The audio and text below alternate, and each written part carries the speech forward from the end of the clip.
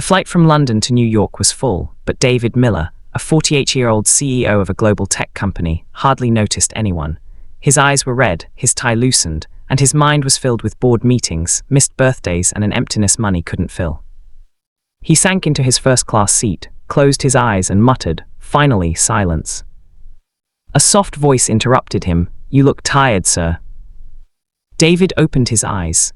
Across the aisle sat a little girl, no older than 8, her curly hair tied in ribbons, a coloring book open on her tray. He forced a smile, a little yes. "My mommy says when people look tired, it's not their body, it's their heart that needs rest." She said it so simply, so innocently, that David didn't know how to respond. He asked, "Where are you flying?" "To see my daddy," she said cheerfully. "He's been sick for a long time. I made him a card that says, 'Don't give up, Daddy.'" She proudly held up the card with colorful hearts and stars.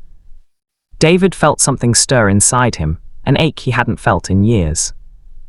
When the girl fell asleep later, her drawing slipped onto the floor. He picked it up and read the message again.